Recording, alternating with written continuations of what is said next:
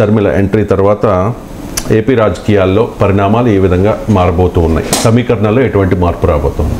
అంటే ఆమె నిన్నే కదా బాధ్యతలు చేపట్టింది, ఇవాళ పరిణామాలు మారవు కదా. సో నిన్న బాధ్యతలు చేపడితే ఇవాళకి పరిణామాలు చేంజ్ రాదు.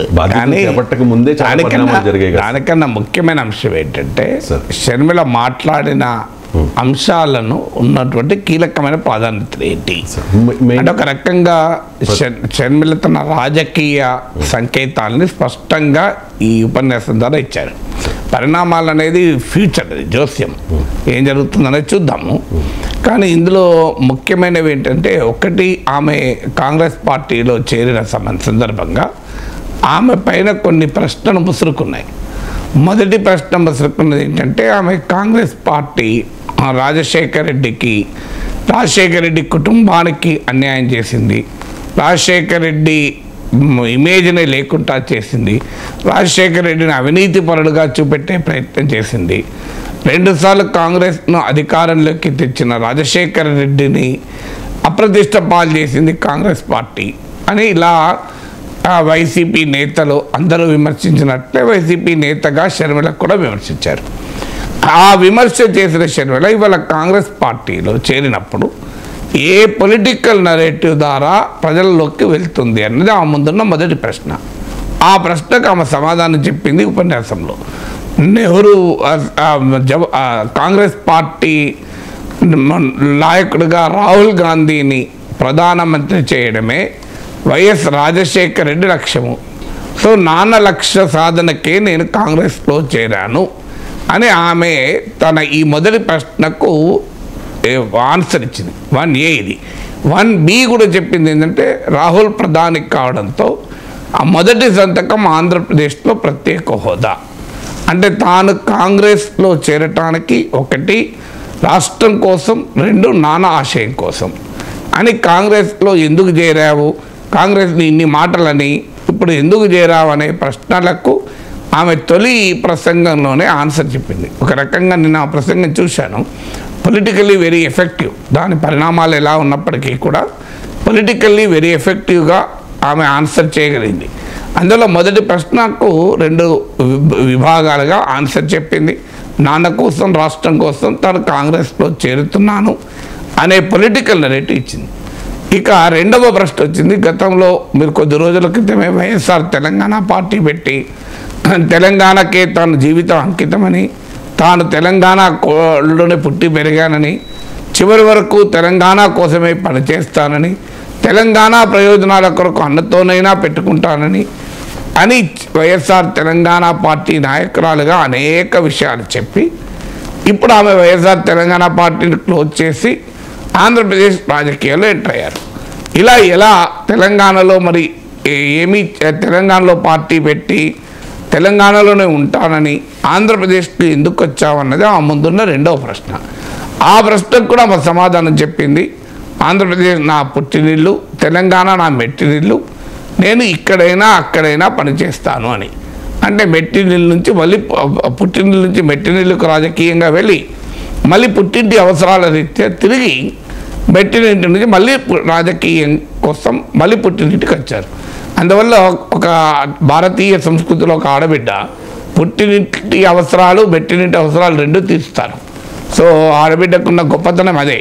సో అటు పుట్టింటి బాధ్యతలు ఆమె నిర్వర్తిస్తుంది, అత్తింటి బాధ్యతలు ఆమె నిర్వర్తిస్తుంది. సో షర్మిల ఆ సాంస్కృతిక కోణాన్ని ముందు పెట్టాడు. సో నేను మెట్టినింటి బాధ్యతలు తీర్చాలి, పుట్టింటి బాధ్యతలు తీర్చాలి కనుక నేను పుట్టింటిలో రాజకీయం చేస్తాను అని. ఇక ముందున్న మూడో ప్రశ్న ఏంటంటే, తెలంగాణలో ఏం చేసావు? ఇప్పుడు విమర్శకులు ఊరుకుంటారు, తెలంగాణలో ఏం వెలగబెట్టావు అంటారు. మనం అనగానే తెలంగాణలో ఏమి చేసావని ఇప్పుడు ఆంధ్రప్రదేశ్లో చేస్తానికి వచ్చావు. తెలంగాణలోనే ఫెయిల్ అయినప్పుడు ఆంధ్రప్రదేశ్లో ఏమి చేయగలుగుతావు అన్నది ఆ ముందున్న మూడో ప్రశ్న. ఆ ప్రశ్నకు కూడా ఆమె సమర్థవంతంగా రిప్లై ఇచ్చింది. తెలంగాణలో ఒక నియంత్రణను ఓడించాను అని. ఆమె వల్లనే వైఎస్ఆర్ తెలంగాణ పార్టీ వల్లనే కేసీఆర్ ఓడిపోయాడా, షర్మిల పాదయాత్ర వల్లనే ఓడిపోయాడా, షర్మిల విమర్శల వల్లనే పదనెక్కిందా? ఇవన్నీ కూడా మనకు ఆన్సర్లు రకరకాలుగా ఉండొచ్చు.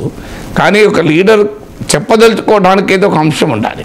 సో ఆమె చెప్పదలుచుకున్న ఒక అంశము కేసీఆర్ ఓటమి, కేసీఆర్ కనుక తిరిగి అధికారంలోకి వస్తే ఆంధ్రప్రదేశ్కు వెళ్తే ఆమెకి ఆన్సర్ చెప్పే అవకాశం ఉండేది కాదు. కేసీఆర్ ఓడిపోయడము, కేసీఆర్ను ఓడించిన కాంగ్రెస్లో ఆమె ఆంధ్రలో రాజకీయ నాయకురాలుగా రూపాంతరం చెందడము వల్ల నేను అక్కడ కేసీఆర్ను నేను అంతం చేశాను. వైఎస్ షర్మిలగా కాంగ్రెస్ పార్టీగా అంతం చేసి అక్కడ నియంత్రణ పాలద్రోలాను కనుక ఇక్కడ నియంత్రణ పాలద్రోలతానికి వస్తున్నానని పరోక్షంగా జగన్ అనడం. అందువల్ల ఆ కంటిన్యూమ్ ఏంటి అనేది ఆమె చెప్పినటువంటి మరొక కీలకమైన ఆన్సర్. ఇక నాలుగవది, ఆమె ఆంధ్రప్రదేశ్ రాజకీయాల్లో ఎక్కడుంటారు, జగన్ వ్యతిరేక రాజకీయ శిబిరంలో ఉంటారన్నది అందరికీ తెలుసు. కానీ జగన్ వ్యతిరేక రాజకీయ శిబిరంలో ఉన్నప్పుడు ఒక ఇండెక్స్ ఆఫ్ అపోజిషన్ యూనిటీ, ప్రతిపక్ష ఐక్యత అనే కారణాన టీడీపీ జనసేన కూటమితో ఉంటారా లేదా ఆమె విడిగా రాజకీయ ప్రస్థానం ఉంటుందా? ఈ ప్రశ్న చాలామందికి ఆసక్తిగా ఉండేది. ఎందుకంటే లోకేష్కు క్రిస్మస్ గిఫ్ట్ పంపినప్పటి నుంచి దీనికి మరింతగా ఆసక్తి పెరిగింది. వెరీ కీన్లీ వాచ్డ్ యాంగిల్ ఆ అంశంగా మారింది. ఆమె నిన్న ఉపన్యాసంలో జగన్నే కాదు చంద్రబాబు నాయుడు కూడా విమర్శించడం ద్వారా చాలా స్పష్టంగా తాను అటు వైసీపీ వైపు ఉండడం ఎలాగూ ఉండదు, టీడీపీ జనసేన కూటమితో కూడా ఉండదు. అంటే ఆంధ్రప్రదేశ్లో మూడవ రాజకీయ పొందిక ముందుకొస్తుంది. కాంగ్రెస్ పార్టీతో ఇంకెవరు ఉంటారు? ఒకవేళ టీడీపీ జనసేనతో బీజేపీ కనుక కలిస్తే బహుశా కమ్యూనిస్టులు తెలంగాణ లాగా ఆంధ్రప్రదేశ్లో కూడా కాంగ్రెస్తో కలిసే అవకాశం ఉంటుంది. అందువల్ల రేపు రాష్ట్ర రాజకీయాల్లో YCP, TDP, Janasena, BJP, Congress, కమ్యూనిస్టులు కలిసి మూడు శిబిరాలుగా ఎన్నికల కథన రంగంలోకి దూకే అవకాశాన్ని కొట్టిపారేలేము. ఇక ఐదో ప్రశ్న, జగన్మోహన్ రెడ్డి పట్ల ఆమె ఏ వైఖరి తీసుకుంటుంది? ఇది ఐదో ప్రశ్న. ఈ ప్రశ్నకు కూడా ఆమె సమర్థవంతంగా జవాబు చెప్పింది. జగన్ పైన తాను ఉపేక్షించేది లేదు, జగన్ పైనే ప్రధానమైన పోరాటం అని. సో ఇక్కడ తెలంగాణలో కేసీఆర్ పైన ఎన్ని విమర్శలు చేసిందో మొదటి రోజు జగన్ పై కూడా అన్నే విమర్శలు చేసింది. సో జగన్ ఎమ్మెల్యేలు మద్యం మాఫియా, ఇసుక మాఫియా, ఒక రకంగా చెప్పాలంటే చంద్రబాబు నాయుడు అన్న నినాదం దోచుకుంటున్నారని పవన్ కళ్యాణ్ ప్రతిపక్షాలు మాట్లాడుతున్న భాషే ఆమె కూడా మాట్లాడింది. అంతేకాకుండా మణిపూర్లో పైన మౌనం గురించి మాట్లాడారు, జగన్మోహన్ రెడ్డి పాలనలో అభివృద్ధి లేదు అని మాట్లాడారు. సో ఇవన్నీ మాట్లాడారు. ఇక ఆరవది, అసలు యూఎస్పీ ఏముంటుంది? ఎందుకంటే జగన్ విమర్శించడం, చంద్రబాబు విమర్శిస్తున్నాడు, పవన్ కళ్యాణ్ విమర్శిస్తున్నాడు, బీజేపీ విమర్శిస్తోంది, గతంలో కాంగ్రెస్ విమర్శించింది, కమ్యూనిస్టులు విమర్శిస్తున్నారు. మరి కొత్తగా షర్మిల చెప్పే అంశం ఏంటి? ఇప్పుడు ఏ కొత్త ప్రొడక్ట్ అయినా, అది రాజకీయాల్లో నాయకుడు కావచ్చు, మార్కెట్లో ఒక వస్తువు కావచ్చు, అది సేల్ కావాలి అంటే కస్టమర్లా, కన్జ్యూమర్లా ఆసక్తిని అందుకోవాలి అంటే సంథింగ్ యునీక్ ఉండాలి.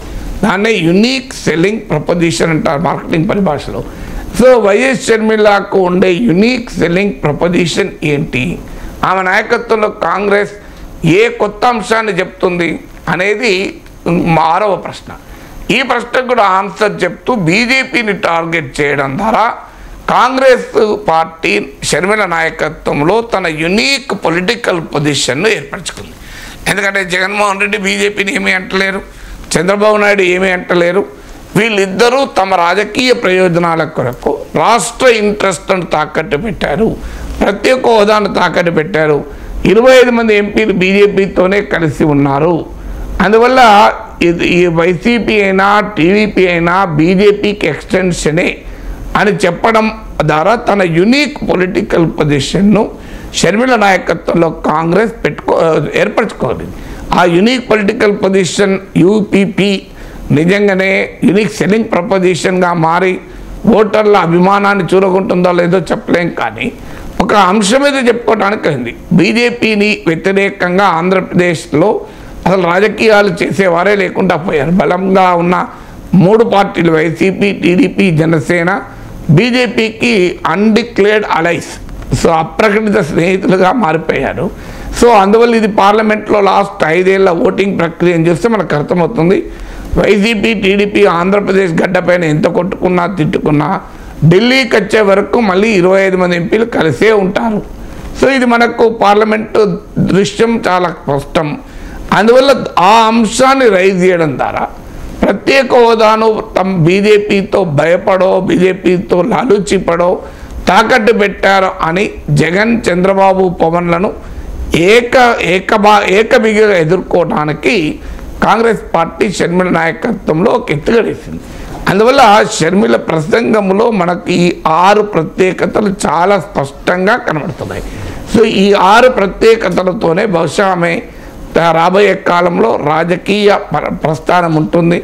అది ప్రజలు ఎంత మేరకు ఆహ్వానిస్తారు, అసెంబ్లీ ఎన్నికల్లో ఎంత ఆహ్వానిస్తారు, లోక్సభ ఎన్నికల్లో ఎంత ఆహ్వానిస్తారు, ఇవన్నీ కూడా సంథింగ్ టు బి వాచ్. ఇప్పటికిప్పుడు స్పెక్యులేషన్కు ప్రిడిక్షన్కు ప్రాతిపదిక లేదు కనుక సో వర్తమానాన్ని విశ్లేషించగలం. ప్రతి విషయంలో భవిష్యత్తుపై జోస్యం చెప్పలేము, చెప్పకూడదు కూడా. Right sir. వైసీపీలో వణుకు, షర్మిల రాకతో ప్రకంపనలు అని కూడా ఒక వార్త చూస్తూ ఉన్నాం సార్.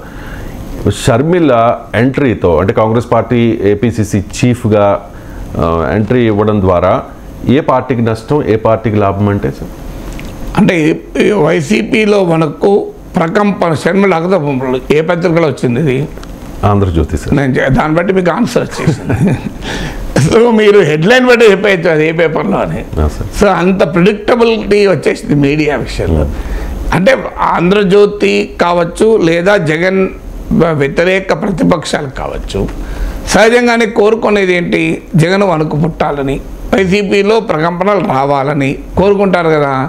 సో అందువల్ల వారికి షర్మిల రాక డెఫినెట్గా వణుకులాగానే ప్రకంపనలాగానే కనబడతాయి.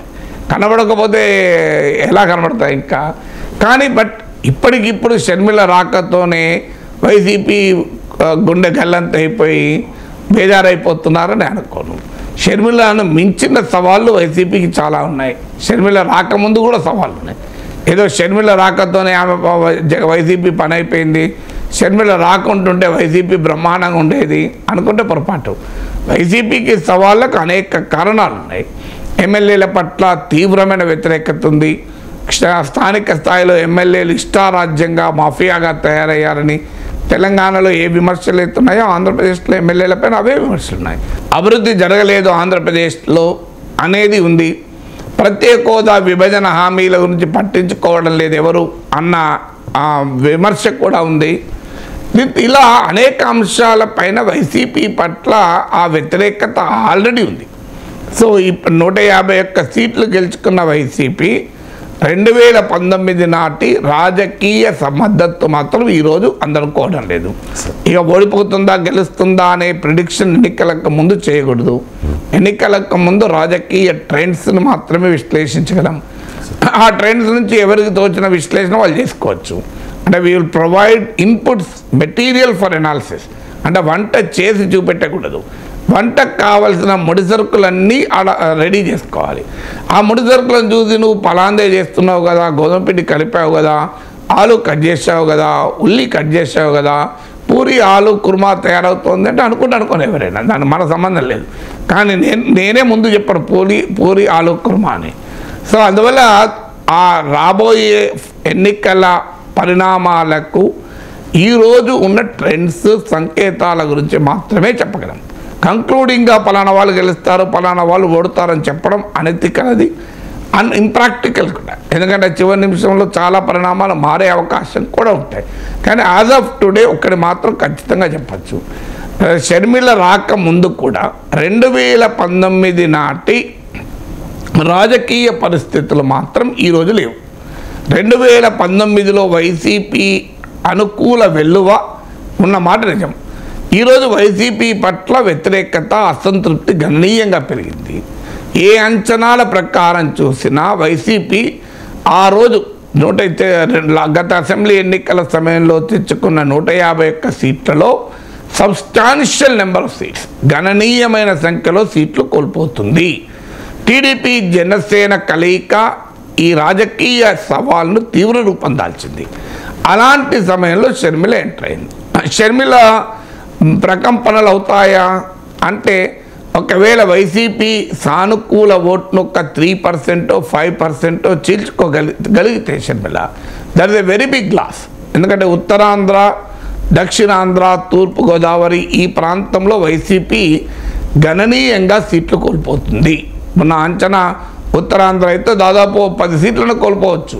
అసలు ఈవెన్ విశాఖ రాజధాని అని చెప్పిన తర్వాత కూడా సో గణనీయంగా సీట్లు కోల్పోయే అవకాశం ఉంది ఇక్కడ. సో అందువల్ల ఇక మిగిలింది ఇక్కడ గ్రేటర్ రాయలసీమ. ఆ గ్రేటర్ రాయలసీమలో వైసీపీకి ఉన్న సపోర్ట్ బేస్ని కనుక ఎంతో కొంత షర్మిల చీల్చుకోగలిగితే డెఫినెట్గా అది తీవ్రమైన నష్టంగా ఉంటుంది. అంటే షర్మిల తనకు ఎన్ని సీట్లు తెచ్చుకుంటుంది, తాను ఎన్ని ఓట్లు తెచ్చుకుంటారన్న దానికన్నా కూడా జగన్మోహన్ రెడ్డి సానుకూల వైసీపీ అనుకూల ఓటును ఎంత చీలుస్తుంది అన్నది టెన్షన్. సో దానివల్ల ఆ మేరకు వణుకు, ప్రకంపనలు పెద్ద పదాలైనా వైసీపీలో టెన్షన్ ఉంటుంది, అది సహజం. దానికి తోడు వైసీపీ అసంతృప్త నేతలకు ఒక వేదికగా మిగిలింది. ఇప్పటిదాకా రాజశేఖర రెడ్డి పట్ల ఉన్న గౌరవము, అభిమానము జగన్కు మాత్రమే పొలిటికల్ క్యాపిటల్గా ఉపయోగపడుతూ వచ్చింది. ఇప్పుడు రాజశేఖర రెడ్డి రాజకీయ వారసత్వానికి చెల్లి రూపంలో పోటీ వచ్చింది. అది ఎంత ప్రభావం ఉంటుంది? ఈ అనుమానాలు అనుకోండి, ప్రకంపనలు అనుకోండి, టెన్షన్ అనుకోండి, వారి అస్మదీయులైతే ఒక పేరు పెట్టచ్చు, తస్మదీయులైతే ఒక పేరు పెట్టచ్చు. కానీ రియాలిటీ మాత్రం ఆ టెన్షన్ అయితే ఉంటుంది. కానీ అదే సమయంలో జగన్కి కాదు, చంద్రబాబుకు కూడా ఒక టెన్షన్ ఉండాలి. ఆ టెన్షన్ ఏంటంటే ప్రభుత్వ వ్యతిరేక రాజకీయ శిబిరంలో షర్మిల ఎంటర్ అవుతుంది.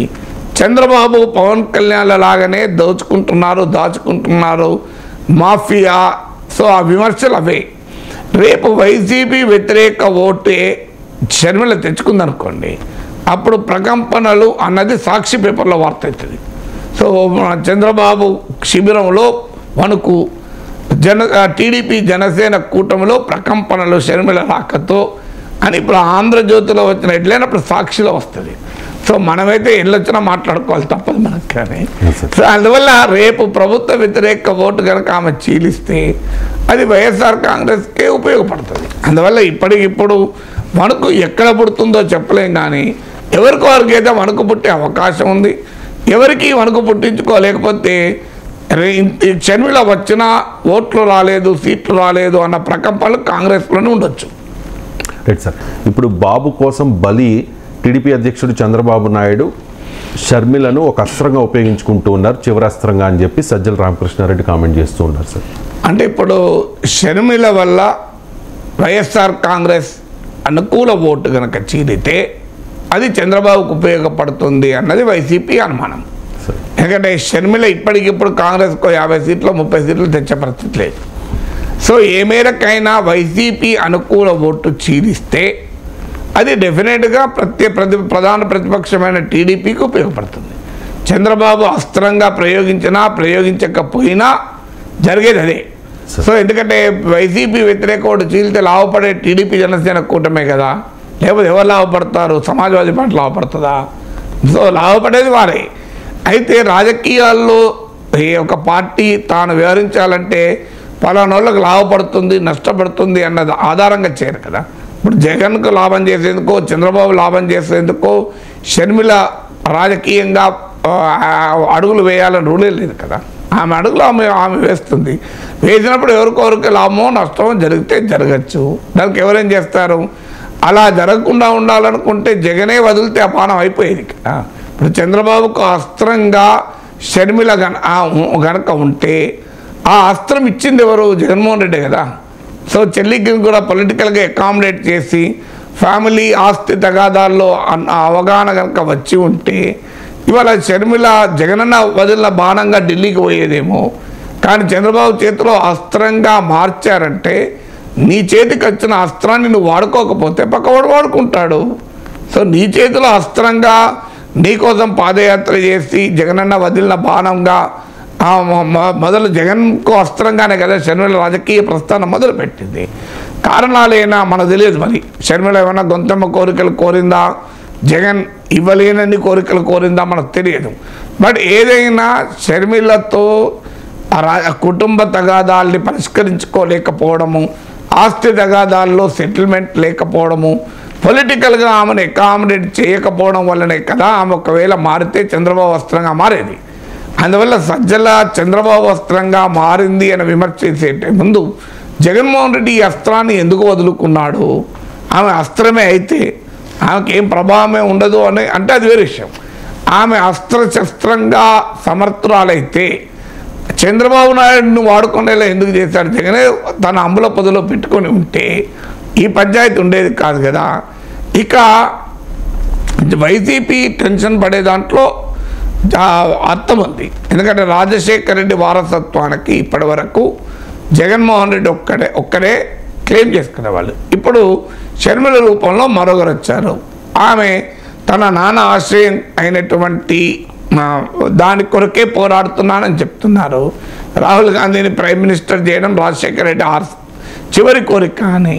సో నాన్న సెంటిమెంట్తోనే జగన్ రాజకీయం చేస్తున్నాడు.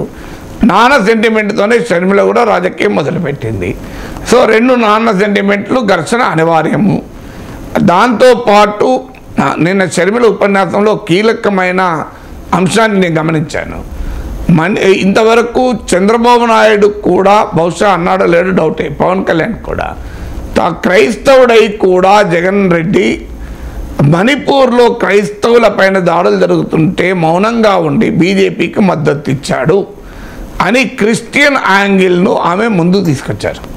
ఇంతవరకు ఇంత స్పష్టంగా నాకు తెలిసినంత వరకు చంద్రబాబు నాయుడు పవన్ కళ్యాణ్ మాటల్లో కూడా ఒకవేళ వినిపించినా ఇంత స్పష్టంగా వినిపించలేదు. మరి షర్మిల ఎవరిని టార్గెట్ చేస్తున్నారు ఈ విమర్శ ద్వారా? ఈ విమర్శ ద్వారా కాంగ్రెస్ పార్టీ ఒక బలమైన సామాజిక వర్గాన్ని తమ వైపు తిప్పుకోవటానికి ప్రయత్నం చేస్తుంది. జగన్మోహన్ రెడ్డికి అండగా ఉన్న సామాజిక వర్గాన్ని అనేది క్లియర్గా అర్థమవుతుంది. ఎందుకంటే తెలంగాణ ఆంధ్రాలో ఒక తేడా ఉంది. తెలంగాణ నిజాం పాలనలో ఉండే కనుక తెలంగాణ ఎస్సీస్లో కన్వర్టెడ్ క్రిస్టియన్ తక్కువ, చాలా తక్కువ కంపారిటివ్లీ, రిలేటివ్లీ. ఆంధ్రప్రదేశ్కి వచ్చేవరకు ఏంటంటే అది బ్రిటిష్ పాలనలో ఉండే. అందువల్ల ఆంధ్రప్రదేశ్ ఎస్సీ వర్గాలలో ముఖ్యంగా మాలల్లో క్రిస్టియానిటీ ప్రభావం చాలా ఎక్కువ.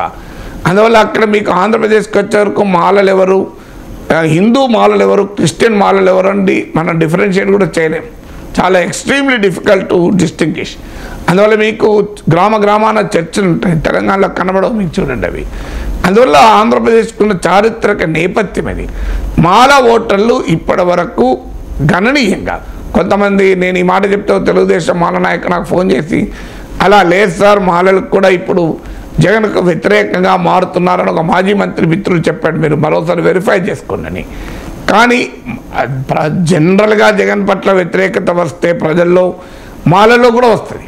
మాలలంతా ఒకే రకంగా ఉండాలని లేదు. కానీ డెఫినెట్గా ఇప్పటికీ నా అంచనా మెజారిటీ మాల ఓటర్స్ జగన్కు అనుకూలంగానే ఉంటారు. అది ఆయా నియోజకవర్గాన్ని బట్టి మారవచ్చు. కానీ బట్ స్టిల్ ఎక్కడన్నా తెలుగుదేశానికి బలమైన మాలా నాయకుడు ఉన్నాడు అనుకోండి, సాధారణంగా ఆ ఓటు జగన్కు పడాలని, వైసీపీ పడాలని రూల్ లేదు. అప్పుడు కొన్ని సీట్లలో వైసీపీ టీడీపీ అభ్యర్థులు ఇద్దరు రెడ్లే ఉంటారు. అలాంటప్పుడు రెడ్ల ఓట్లు అన్నీ జగన్కి అనుకూలంగా కన్సాలిడేట్ అవుతామని చెప్పలేము. టీడీపీ అభ్యర్థి కూడా రెడ్డి కనుక ఎంతో కొంత రెడ్ల ఓట్లు తెచ్చుకోవచ్చు. సో మీకు ఈ పోటీ ఉంటుంది. ఇప్పుడు గ్రేటర్ రాయలసీమ రీజన్లో మీకు ఇలాంటి స్వభావం ఉంటుంది. మీకు సర్వేపల్లి కాన్స్టిట్యున్సీ ఉంది ఉదాహరణకు, అక్కడ కాకాని గోవర్ధన్ రెడ్డి వైసీపీ, టీడీపీ తరఫున సోమిరెడ్డి చంద్రమోహన్ రెడ్డి. సో ఇలా ఇద్దరు రెడ్లే ఉన్నప్పుడు ఆటోమేటిక్గా రెడ్డి ఓటు కన్సాలిడేట్ కాకుండా కాస్త డిఫరెన్స్ కొద్దిగా వస్తే రావచ్చు. కానీ ప్రధానంగా మాలా ఓటర్లు ఇప్పటికీ కూడా వైసీపీతో ఉన్నారు. సో అందులో అత్యధికులు క్రిస్టియన్స్. అందువల్ల క్రిస్టియన్ యాంగిల్ను ప్రయోగించింది షర్మిల. అంటే మణిపూర్లో క్రైస్తవుల పైన జరుగుతున్న దాడుల పట్ల సాధారణంగానే క్రైస్తవ సమాజంలో ఆవేదన ఉంది. అది ఇతర సామాజిక వర్గాలతో పోలిస్తే చర్చిలపైన దాడులు జరిగాయి కనుక క్రైస్తవ సమాజంలో ఆ ఆవేదన ఉండడం సహజం. ఎందుకంటే ఆడ కేవలం క్రైస్తవుల పైన దాడులే కాదు, చర్చిలపైన దాడులు జరిగాయి, పెద్ద ఎత్తున చర్చిల విధ్వంసం జరిగింది మణిపూర్లో. ఎందుకంటే ఆడ కుకీ మెయితీల అనే 2 తెగల మధ్య మణిపూర్లో ఘర్షణ. మెయితీలోమో హిందూస్, కుకీస్ ఏమో క్రిస్టియన్స్. మెయితీస్ ఏమో మైదాన ప్రాంతంలో ఉంటారు, కుకీస్ ఏమో కొండ ప్రాంతంలో ఉంటారు. సో మెయితీ కుకీ అనే జాతిపరమైన ఘర్షణలో మతపరమైన కోణం కూడా ఉన్నమాట నిజం. అందుకే అక్కడ ఉన్న బీజేపీ ప్రభుత్వం, బీరేన్ సింగ్ ప్రభుత్వం క్లియర్గా మెయితీలకు అనుకూల స్టాండ్ తీసుకుంది. అందుకే మీకు కుకీలపైన ఇన్ని దాడులు జరిగినా నరేంద్ర మోడీ ఇప్పటి వరకు మణిపూర్ను సందర్శించలేదు, ఈవెన్ టుడే. సో దానికి ఉన్న పొలిటికో రిలీజియస్ యాంగిల్ అది. ఆ పొలిటికో రిలీజియస్ యాంగిల్ను షర్మిల ఇక్కడ ప్రయోగించింది. ఇది ఏ రకమైన ప్రభావం చూపుతుంది? మాల ఓటర్లలో గనక ఒక ఏదైనా కొంత భాగాన్ని షర్మిల అట్రాక్ట్ చేసుకోగలిగితే అది డెఫినెట్గా జగన్కు చాలా పెద్ద దెబ్బ. జగన్కు దెబ్బ అంటే చంద్రబాబుకు లాభం. అందుకే జగన్కు దెబ్బ అని అనకుండా సజ్జల చంద్రబాబుకు ఉపయోగపడుతుంది, చంద్రబాబు కోసం బలి అంటున్నారు. అందువల్ల రాజకీయంగా జరగబోయే పరిణామ అవకాశాన్ని సజ్జల చెప్తున్నాడు ఒకటే. అందువల్ల కానీ షర్మిల ఏం చేయాలి? ఆమె ఒక రాజకీయాల్లో చేరాలనుకున్నారు. కాంగ్రెస్ పార్టీ లాంటి ఒక జాతీయ పార్టీలో చేరారు. జగన్కు లాభం అవుతుందో నష్టం అవుతుందో, చంద్రబాబుకు లాభం అవుతుందో నష్టం అవుతుందని కాంగ్రెస్ దుకాణాన్ని మూసుకొని కూర్చుంటారా? షర్మిల కాబట్టి ఇంకొక కాంగ్రెస్ నాయకులుగా ఉంటారు. అందువల్ల Sharmila has her own political right. So ఆ పొలిటికల్ రైట్ని ఆమె ఎక్సర్సైజ్ చేసుకుంటుంది. ఆమె తన రాజకీయ హక్కులు ఎక్సర్సైజ్ చేసుకునే క్రమంలో అది కొలేటరల్ డ్యామేజ్ అంటారు. దానివల్ల ఏ పార్టీ డ్యామేజ్ అవుతుందా అనేది షర్మిల చేతిలో ఉండదు కదా.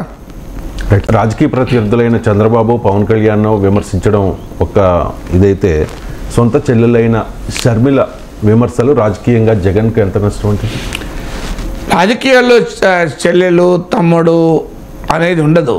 రాజకీయాల్లో ఉండేది రాజకీయాలే. సో అందువల్ల అట్లా చాలా మంది ఉంటారు కదా. ఇప్పుడు మీకు కుటుంబ సభ్యులే. నేను అనేక ఉదాహరణలు మీకు చెప్పాను. రాహుల్ గాంధీ, వరుణ్ ఫిరోజ్ గాంధీ భిన్నమైన రాజకీయ పార్టీల్లో ఉన్నారు. స్టాలిన్, అలగిరి భిన్నమైన రాజకీయ అలగిరి ఇప్పుడు డిఎంకేలో ఉన్నాడు, లేనట్టే ఉన్నారు. సో ఒకే పార్టీలో ఉన్న తేజస్వి యాదవ్ ఆయన బ్రదర్ భిన్నంగా ఉన్నారు.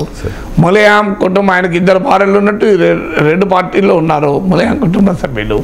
సో అందువల్ల రాజ్ ఠాక్రే, ఉద్ధవ్ ఠాక్రే వేరు వేరు రాజకీయ శిబిరాల్లో ఉన్నారు, కజిన్స్. సో అందువల్ల రాజకీయాల్లో ఇదేమీ మొదటిసారి కాదు, చివరిసారి కాదు. చూసేవారికి కాస్తంత ఎంబరాస్మెంట్గా ఉండవచ్చు. ఎందుకంటే చెప్పడానికి ప్రత్యర్థులకు ఆయుధం కావచ్చు. చూడు మీ చెల్లె చెప్తోంది అని. ఆమె చెల్లి మాత్రమే కాదు కదా, కాంగ్రెస్ పార్టీ నాయకురాలు. చెల్లిని రేపు తల్లి చెప్పినా కూడా కాంగ్రెస్ నాయకురాలే. కాంగ్రెస్ పార్టీ నాయకురాలుగా చెప్తున్నప్పుడు సహజంగానే జగన్మోహన్ రెడ్డి వైపు నుంచి ఆ వ్యతిరేకత ప్రశ్న వస్తుంది కదా. ఇవాళ కాకపోతే రేపైనా జగన్ మాట్లాడాల్సి వస్తుంది. ప్రత్యక్షంగా కాకపోయినా పరోక్షంగా రియాక్ట్ కావాల్సి వస్తుంది కదా. అందువల్ల ఎవరి రాజకీయ ప్రయోజనాలు వారివి. అన్నా చెల్లెల మధ్య ఆస్తులకనే తగాదాలు అన్నప్పుడు రాజకీయంగా భిన్నమైన వాళ్ళు ఉండరా? ఒకే పార్టీలో అన్నదమ్ముల మధ్య ఘర్షణ ఉండొచ్చు, వేరు వేరు పార్టీల మధ్య ఉండొచ్చు. అందువల్ల అది ఇష్యూ కాదు. కొంత మనకు సెంటిమెంటు, ఎంబరాస్మెంటు, ఎమోషను ఇవన్నీ కలగాబులుగా ఎవరికి అనిపించచ్చు. కానీ after all it is politics కదా. మేము తలుచుకుంటే బీఆర్ఎస్ను 39 ముక్కలు చేస్తామంటూ ఉన్నారు సార్ మంత్రి కోమటిరెడ్డి వెంకటరెడ్డి. ఎందుకంత కోపం వచ్చిందో కానీ 39 ఎమ్మెల్యేలని 39 ముక్కలు అంటే 39 వర్గాలు చేసేస్తామంటూ ఉన్నారు. 39 ముక్కలు చేస్తే కాంగ్రెస్ లాభం ఉండదు, 39 దిక్కులు వెళ్ళే ప్రమాదం ఉంటుంది. అందువల్ల కాంగ్రెస్ పార్టీని మరి కోమటిరెడ్డి వెంకటరెడ్డి బాగు చేయాలనుకుని 3 ముక్కలు చేస్తే ఉపయోగం, 2 ముక్కలు చేస్తే 1 ముక్కి రావచ్చు. 39 ముక్కలు చేస్తే ఏమొస్తుంది? చెరో వైపు వెళ్తుంది కదా, ఎవరికి రాదు కదా. సో దానివల్ల మీకు ఇప్పుడు దీన్ని యాపిల్ ఫోన్ ఒకటి ఇక ఈ కవర్ ఒకటి 2 వేరు వేరు చేస్తే కవర్ మీకు ఉపయోగపడుతుంది. దీన్ని సగంగా 10-20 ముక్కలు చేసామనుకోండి, ఇది ఎవరికి ఉపయోగపడకుండా అవుతుంది. అందువల్ల తెలివిగా ముక్క చేయాలనుకుంటే ఫోన్ వేరే, పైన కవర్ వేరే, 2 వేరు వేరు చేస్తే ఉపయోగపడుతుంది. మరి ఎందుకు 39 ముక్కలు చేయాలనుకుంటున్నారో నాకు తెలియదు. అయినా ఈ ముక్కలు చేసే రాజకీయం ఏంటి? కాంగ్రెస్ పార్టీకి ఒక మంచి అవకాశం ప్రజలు ఇచ్చారు, ఒక అద్భుతమైన అవకాశం 10 ఏళ్ళ తర్వాత. వాళ్ళ ఫోకస్ దేనిపైన ఉండాలి? ప్రజలు తమ వైపు తిప్పుకోవడం ద్వారా ఎక్కడెక్కడైతే ఏ వర్గాల ప్రజలు కాంగ్రెస్కు ఓటు వేయలేదో దాన్ని రివ్యూ చేసుకొని అక్కడ మరింత కష్టపడి, ఇప్పుడు హైదరాబాద్ ప్రాంతంలో కాంగ్రెస్కు ఓట్లు రాలేదు, అక్కడ ఓట్లు ఎలా తెచ్చుకోవాలి? ఇప్పుడు రేవంత్ రెడ్డి అదే పని చేస్తున్నాడు. మీకు మూసీ రివర్ ఫ్రంట్ అభివృద్ధి పైన ఇలా లండన్ పర్యటనలో అంత పెద్ద ఎత్తున కేంద్రీకరిస్తున్నారు. ఎందుకు కేంద్రీకరణ? అది రేపు డెఫినెట్గా హైదరాబాద్ మహానగర అభివృద్ధి కాంగ్రెస్ పార్టీ అన్యాయం చేస్తుంది, మా హైదరాబాద్ నగరాన్ని బీఆర్ఎస్ అభివృద్ధి చేసింది అనే యాంగిల్లో బీఆర్ఎస్కి ఇక్కడ ఓట్లు వేశారు. సో అందువల్ల ఇక్కడ దెబ్బ కొట్టడానికి హైదరాబాద్ అభివృద్ధి అనేది ఒక ఆయుధం. సో అందువల్ల ఇవాళ మీకు హైదరాబాద్లో ఇండస్ట్రీసు, అలాగే మీకు పెట్టుబడులు. రెండవది ఏంటి, తెలంగాణ వస్తే బీఆర్ఎస్ పెట్టుబడులు సమీకరించింది, కాంగ్రెస్ చేయలేదు అని. అందుకే దాన్ని కూడా అడ్రస్ చేశారు. అంటే నేను చెప్తున్న ఉదాహరణ ఏంటంటే, ఇదే కాంగ్రెస్ ప్రభుత్వంలో ముఖ్యమంత్రి చేస్తున్న ప్రయత్నము, క్యాబినెట్ మంత్రులు శ్రీధర్ బాబు లాంటి వాళ్ళు కూడా ఇబ్బడి వెళ్ళారు. వాళ్ళు చేస్తున్న ప్రయత్నం ఏంటి, ఎక్కడ మనకు ఓట్లు రాలేదు, ఏ అంశాల ఆధారంగా కాంగ్రెస్ పార్టీకి ఓటు రాలేదు, వాటిని సరి చేసుకుంటే కాంగ్రెస్ పార్టీకి ఉపయోగపడుతుంది. అది వదిలేసి బీఆర్ఎస్ను ముక్కలు చేసే పని చేస్తామంటే దానివల్ల ఏంటి ప్రయోజనము? అయితే కోమరెడ్డి వెంకరెడ్డి అనడంలో ఒక ప్రాతిపదిక ఉంది.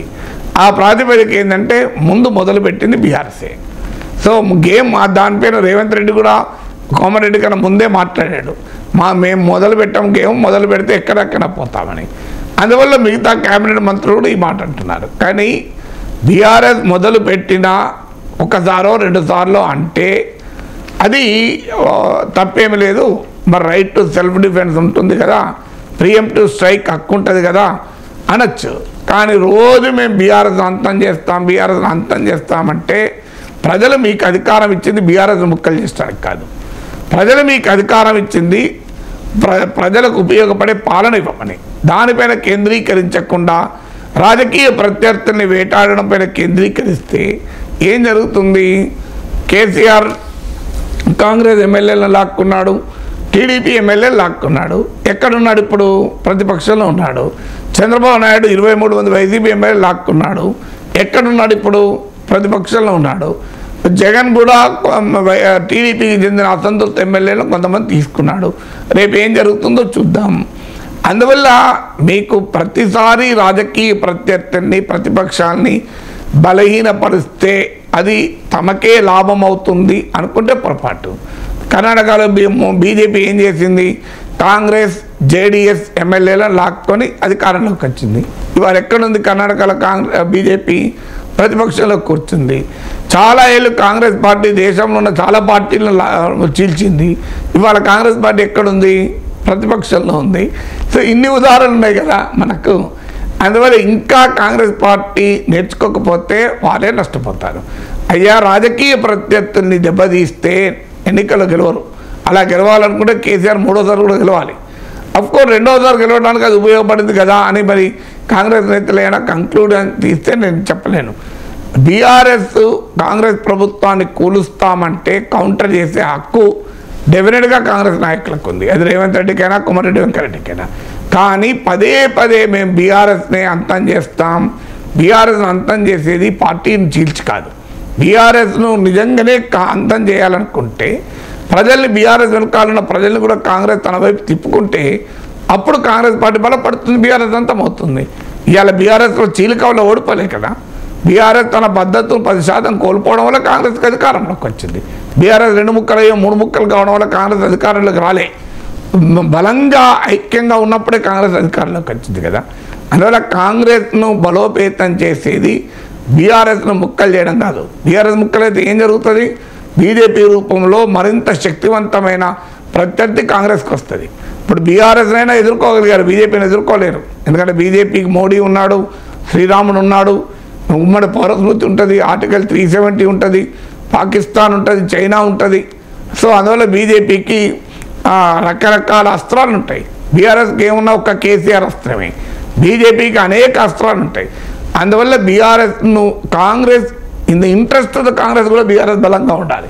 బీఆర్ఎస్ ముక్క చెక్కలైతే కాంగ్రెస్కి అత్యంత శక్తివంతమైన ప్రత్యర్థి రూపంలో బీజేపీ వస్తుంది. కేసీఆర్ జరిగింది అదే. కేసీఆర్ ఏమనుకున్నాడు? కాంగ్రెస్ పార్టీని దెబ్బతీస్తే నాకు ఎదురే ఉండదు అనుకున్నాడు. కానీ ఏం జరిగింది? కాంగ్రెస్ పార్టీని దెబ్బతీస్తే దుబ్బాకలో బీజేపీ బీఆర్ఎస్ను ఓడించింది, హుజూరాబాద్లో బీఆర్ఎస్ను ఓడిపోయింది, బీజేపీ ఓడించింది, జిహెచ్ఎంసీలో బీఆర్ఎస్ను ఓడించింది. కాంగ్రెస్ను దెబ్బతీస్తే కేసీఆర్ దెబ్బతిన్నాడు. అందువల్ల రేపు బీఆర్ఎస్ను ముక్కలు చేస్తే కూడా దెబ్బతినేది కాంగ్రెసే. ఇమీడియట్గా ఏమైనా లాభం ఉంటే కొంతమంది ఎమ్మెల్యేలు ఇటు రావచ్చేమో, కానీ లాంగ్ టర్మ్ పొలిటికల్ పర్స్పెక్టివ్లో చూస్తే బీఆర్ఎస్ కనుక నిజంగానే ముక్కలు చేస్తే కాంగ్రెస్, లాభపడేది బీజేపీ బలమైన శక్తిగా ఎదుగుతుంది. Right sir. కేటీఆర్ ఒక మాట అన్నారు సార్, ఇంకా 7-8 స్థానాల్లో గెలిచి ఉంటే హంగ్ వచ్చేది అని చెప్పి, జస్ట్ మార్జిన్లో పోయాయి, తక్కువ ఓట్ల తేడాతో ఒక 14 స్థానాల్లో ఓడిపోయాము అని చెప్పి. అంటే హంగ్ రావాలని బీఆర్ఎస్ నాయకులు కోరుకున్నారా? ఇప్పుడు ఎందుకు ఆ మాట మాట్లాడినట్టు అంటే ఏం చెప్తారు? అది మీ ఇంటర్ప్రిటేషన్. హంగ్ రావాలని ఏ పార్టీ ఎందుకు కోరుకుంటారు? వచ్చే పార్టీ గెలవాలని కోరుకుంటారు, కోరుకుంటారా చెప్పండి మీరే. అలా కదా సార్, ఇప్పుడు బీజేపీ సపోర్ట్ ఉందని ఏదన్నా కానీ ఒక ఎంఐఎం సపోర్ట్ ఎలాగో ఉంది, ఎందుకంటే పార్టీ తాను సొంతంగా గెలవాలని కోరుకుంటుంది కానీ హంగ్ రావాలని కోరుకోదు కదా. సొంతగా రావాలని కోరుకుంటా, హంగ్ రావాలని ఎందుకని ఏ పార్టీ కోరుకుంటుందండి? నాకు అర్థం కాని అవసరం. హంగ్ రావాలని కోరుకుంటుందా అంటే ఆడ ఉద్దేశం ఏంటంటే, ఇంకో 7 సీట్లు గెలిచి ఉంటే ఆటోమేటిక్గా కాంగ్రెస్ పార్టీకి మెజారిటీ సొంతగా ఉండేది కనుక కాదు కనుక హంగ్ వచ్చేది. హంగ్ వచ్చేది అన్నది తప్ప కోరుకుంటున్నానులే కదా.